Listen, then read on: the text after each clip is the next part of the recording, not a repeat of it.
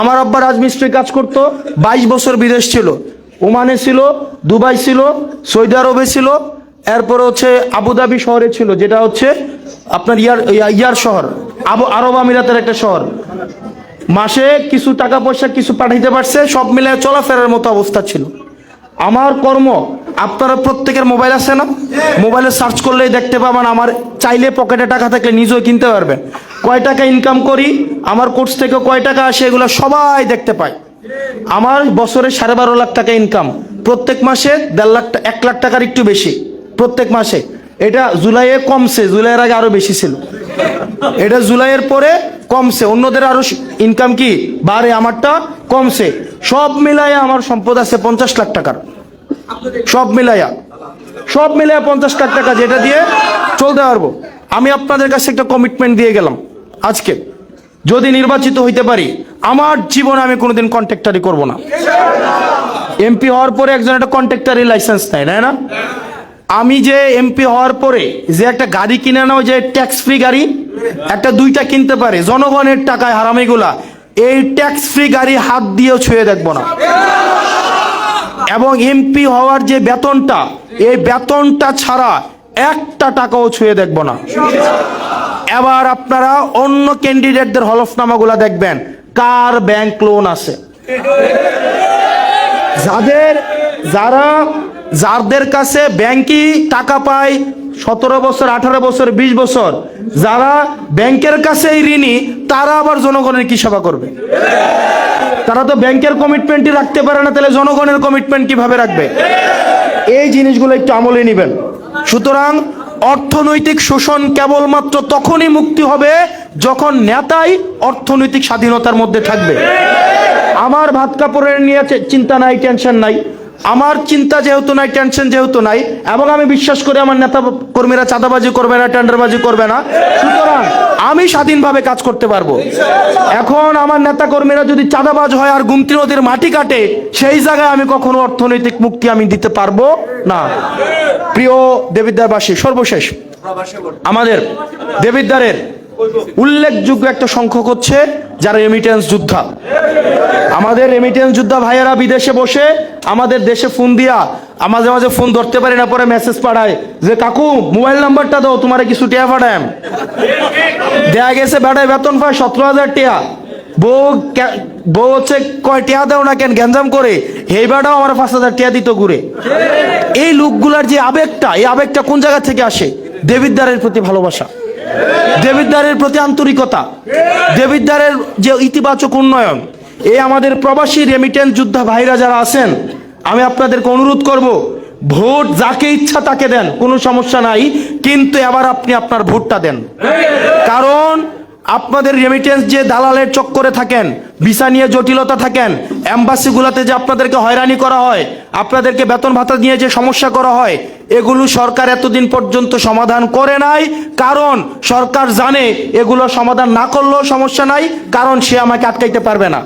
কিন্তু যদি সরকার বুঝে যে রেমিটেন্স যোদ্ধারাই আগামী নির্বাচনের ফ্যাক্টর, তাহলে রেমিটেন্স যোদ্ধাদের খুশি করার জন্য তাদের সমস্যাগুলো সরকার আগে সমাধান করবে। সেজন্য বাংলাদেশের রেমিটেন্স যোদ্ধারা পৃথিবীর যে প্রান্তেই থাকুন না কেন, যাকে ইচ্ছাই ভোট দেন না কেন, আপনারা অবশ্যই অবশ্যই আবার ভোটাধিকার প্রয়োগ করেন। প্রিয় দেবিদ্বারবাসী, সর্বশেষ হাদি ভাইয়ের মৃত্যুর মধ্য দিয়ে আমার ভাই হাদি ভাই সর্বশেষ আমার সাথে যখন কথা হয়, ওনাকে কেউ একজন 17,000 টাকা দিছিল, সর্বশেষ টাকা দিছিল। তো উনি এই টাকাটা উনি আমার ছেলের কোনো অনুষ্ঠান করি নাই, যে আকিকা দিতে হয়, আকিকাটাও একটা মাদ্রাসায় দিয়ে দিয়েছিলাম, কাউকে করতে পারি নাই। উনি আমাকে বলল, ওনার সাথে আমার খুবই হৃদ্যতাপূর্ণ সম্পর্ক, আমরা প্ল্যান পরিকল্পনা করে কাজ করতাম। তো উনি আমাকে বললো যে তোমার ছেলে আমাকে তো দাওয়াতও দিলা না, বাসায়ও নিলা না। তো উনি 17,000 টাকা কেউ একজন দিছিল, উনি ওইখান থেকে আমার ছেলের জন্য একটা অংশ টাকা দিয়ে দিছিল। মারা যাওয়ার উনি মারা গেল শুক্রবারে, গুলি করলো শুক্রবারে, এটা হচ্ছে উনি আমাকে বুধবারে টাকাটা পাঠাইলো, এবং বৃহস্পতিবার 1:35 ওনার সাথে আমার কথা হয় একটা বিষয়, দেবিদ্বারের একটা বিষয় নিয়ে। তো হাদি ভাইয়ের মৃত্যুর মধ্য দিয়ে একটা বিষয় স্পষ্ট হয়েছে সারা বাংলাদেশের কাছে। এই যে আমাদের বিভিন্ন আদর্শিক দ্বন্দ্ব আছে না সারা বাংলাদেশের, মুক্তিযুদ্ধের পক্ষের শক্তি, বিপক্ষের শক্তি, জুলাইয়ের পক্ষের শক্তি, বিপক্ষের শক্তি, বিভিন্ন চেতনা, এইগুলো আছে না বাংলাদেশে। বাংলাদেশে একমাত্র একটাই আদর্শ, যে আদর্শটা সার্বজনীন এবং সবাই পছন্দ করে, একমাত্র একটাই আদর্শ, সেটা হচ্ছে সততা। এই সততা একমাত্র আদর্শ যেটা নিয়ে কেউ কোনো প্রশ্ন তোলে না। সততা একমাত্র আদর্শ যেটা হিন্দু, মুসলমান, বৌদ্ধ, খ্রিস্টান, শাহবাগী, যেটা হচ্ছে মুক্তিযুদ্ধের পক্ষের, বিপক্ষের, স্বাধীনতার পক্ষের, বিপক্ষের, যত ধরনের মানুষ আছে, যেই ছাতার নিচে সবাই একসাথে হয়, সেটা হচ্ছে সততা। হাদি ভাই এই সততার আদর্শ ধারণ করে আগাইতে চাইছিল। তো আমরা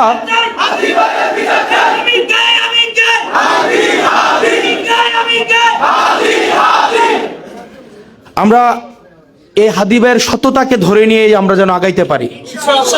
আমরা যেন আমাদের নীতির প্রশ্নে, নৈতিকতার প্রশ্নে, হকের প্রশ্নে, হালালের প্রশ্নে যেন বিন্দু পরিমাণ আমরা ছাড় না দিই। আমরা যেন এক টাকাও কোনোভাবে দুর্নীতি না করি। আমাদের বিভিন্ন ব্যক্তিগত জরুরাত, ব্যক্তিগত প্রয়োজন, চাহিদা, আকাঙ্ক্ষা আমরা সাংগঠনিকভাবে আমরা জানাবো, একজন একজনের কাছে জানাবো, কিন্তু এক টাকাও আমরা দুর্নীতি করব না। আমরা সর্বশেষ প্রত্যেকটা ভাই মানুষের কাছে ভোটটা ভিক্ষা চাইবেন। এই শহীদ ভাইয়ের সম্মানটা রাখেন, আমাকে বেজ্জতি করেন না। ভাই স্যাক্রিফাইস করছে, আমি যেন ওনার মুখটা রাখতে পারি, আমি যেন বেজ্জতি না হই। আপনারা কি আমার বেজ্জতি হইতে দিবেন? আপনারা কি চান আমরা বেজ্জতি হই? আপনারা কি চান আমরা সংস্কারের পক্ষে শক্তি হেরে যাই? আপনারা কি চান যে আমরা যারা হচ্ছে দুর্নীতির বিরুদ্ধে অবস্থান নিয়েছেন আমরা হেরে যাই? আমরা যদি হেরে না যাইতে চাই তাহলে দেবিদ্বারের কোনো মার্কা আছে?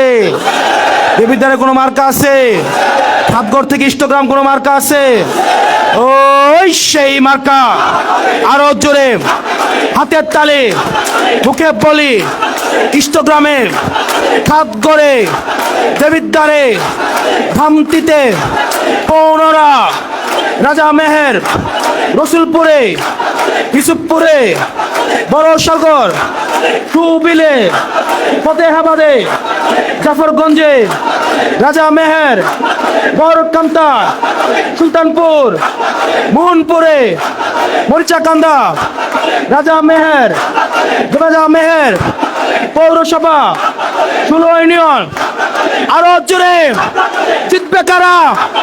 সরকারে, সংসদে। আরো জোরে হাতের তালি, মুখে বলি, কানের থেকে চুর হলো না। আরো জোরে ইনকিলাব, ইনকিলাব, ইনকিলাব, ইনকিলাব।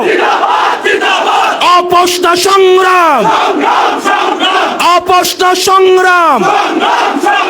বাধা দিলে বাঁধবে লড়াই, এই লড়াইয়ে জিততে হবে।